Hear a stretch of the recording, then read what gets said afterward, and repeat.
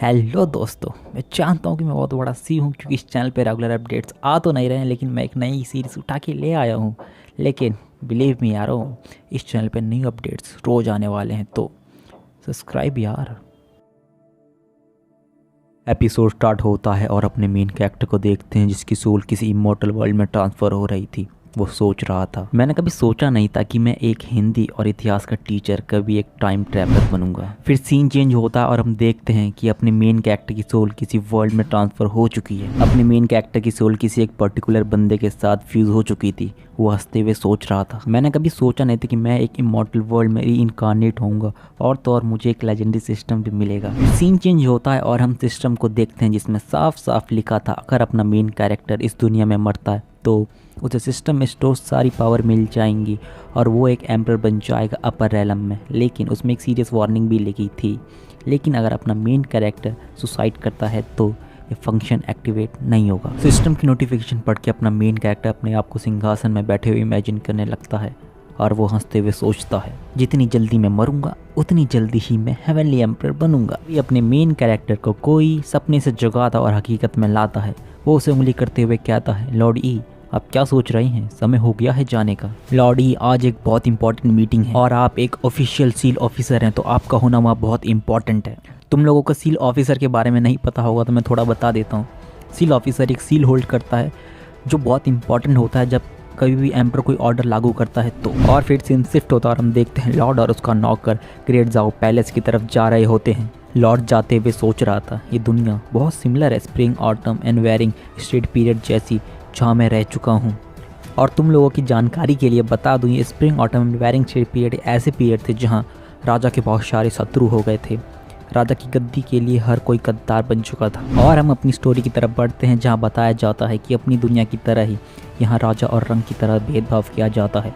जहाँ son of haven ऊंची cast का है वहीं खुशू नीचे। और तो और यहाँ के प्रिंस को खुश करने के लिए यहाँ के राज दरबारियों ने 6 राज्यों को भी इनके बीच में बांट दिया था। और इन सब का कारण ये बेवकूफ़ एम्पर है जिसने गवर्नमेंट को पूरी तरह से इग्नोर कर दिया था। और इसी के कारण इस जनरेशन में ये कंट्री पूरी तरह से ख़त्म हो गई है और ऐसी हालत में है जहाँ इसे बहुत बहुत बहुत मेहनत करनी पड़ेगी पुरानी सिचुएशन में लौटने के लिए। वहीं दूसरी ओर जो 6 राज्य प्रिंस में बांट दिए गए थे उन लोगों ने बहुत प्रोग्रेस कर ली थी। और तो और इन सब के पीछे एक मास्टरमाइंड है जो इन्हें पीछे सपोर्ट करता है, जो जाओ रॉयल फैमिली से बिल्कुल भी नहीं डरता। देन सीन शिफ्ट होता है जहाँ हम कोर्ट राज दरबार को देखते हैं और आज का मसला कुछ इस प्रकार का था। असेंशन सेक्ट के यू हाउ मैन ने 6 राज्य के प्रिंस को इकट्ठा किया था। बेसिकली ये लोग एम्परर को फोर्स करना चाहते थे अपने नंबर के दम पे। ये लोग एम्परर से एक नया राज्य मांगना चाहते थे जो एम्परर के अंडर था, जो उस एम्परर को ये राज्य उसके पिता ने उसे दिया था। ही युआन सर झुकाते हुए कहता है, महामहिम मेरी इच्छा है कि मैं जिनयांग प्लेस की ली फैमिली को आगे बढ़ते हुए देखना चाहता हूँ एज अ प्रिंस। और असेंशन सेक्ट अपनी पूरी कोशिश करेगी जाओ वेनियन को प्रोटेक्ट करने के लिए। यहाँ पे ये दाढ़ी वाला बुढ़ा लिटरली एम्परर को धमकी दे रहा था कि अगर तुम ली फैमिली को एक नया राज्य नहीं दोगे तो मैं तुम्हारी कंट्री को बिल्कुल भी प्रोटेक्ट नहीं करूँगा। एम्परर ही युआन की बात को सुन के कहता है, क्या हो अगर मैं ऐसा ना करूँ तो। ही युआन एम्परर को घूरते हुए कहता है, उसकी आंखों में एक वार्निंग थी, क्या महामहिम ऐसा नहीं चाहते। एम्परर उसे देखते हुए कहता है, हालांकि जिनयांग की ली फैमिली के पास कुछ अचीवमेंट्स है लेकिन वो काफ़ी नहीं होंगी उन्हें एक नया राज्य का प्रिंस घोषित करने के लिए। और तुम इतनी जल्दी किसी को प्रिंस बनाने के लिए कैसे कह सकते हो। वहाँ के लोग और मिनिस्टर इस बात को कैसे मानेंगे। इस बात पे ही युआन कुछ लोगों को आगे करते हुए कहता है, इमॉर्टल गेट वहाँ के लोगों और मिनिस्टर को रिप्रेजेंट करेगी। और वो लोग भी ही युआन की बात पे हाँ मिलाते हैं। ये साफ दिख रहा था कि वो लोग ही युआन से मिले हुए थे। ये सब देख के लॉर्ड अपने सर्वेंट से कहता है, क्या यहाँ कोई भी एम्परर की साइड नहीं है। उसका सर्वेंट उसे जवाब देते हुए कहता है, महामहिम खाली लियू शैन पे विश्वास करते हैं, लेकिन जहाँ महामहिम को उसकी सबसे ज़्यादा ज़रूरत थी वो वहाँ पे गायब है। लॉर्ड का सर्वेंट उसे ये भी बताता है, अगर ये लियू शैन नहीं होता तो महामहिम कभी भी गवर्नमेंट को इग्नोर या अनदेखा नहीं करते। ये सुन के लॉर्ड सोचने लगता है, अगर मैं होता तो मैं कभी भी अच्छाई और ईमानदारी से काम नहीं करता। अगर मैं कुछ ज़्यादा ही अच्छा और ईमानदार होता तो इन लोगों के हाथों में कब का मर चुका होता। तभी सीन चेंज होता है और हम एम्परर को कोई बुक निकालते हुए देखते हैं जो कह रहा होता है, सीन्स ही युआन ने कहा है इमॉर्टल गेट वहाँ के लोगों और मिनिस्टर को रिप्रेजेंट करेगी, तो ये 10,000 बुक वहाँ के लोगों के बारे में है, जिसमें साफ साफ लिखा है कि ली फैमिली कैसे उन्हें मारती है, पीटती है, उनकी ज़मीनें छीनती है। क्या ऐसे लोग प्रिंस बनने के काबिल हैं? योग्य भी हैं ऐसे लोग? ये सब देख के लॉर्ड और उसका सर्वेंट समझ जाते हैं कि अब कुछ यहाँ पे बड़ा होने वाला है। लॉर्ड सोचता है ये करंट सिचुएशन मेरे मरने के लिए काफ़ी सही है। वैसे भी मैं तो मरना ही चाहता हूँ। ये अच्छा होगा कि मैं ऑनर के साथ मरूँ एज अ लॉयल सर्वेंट।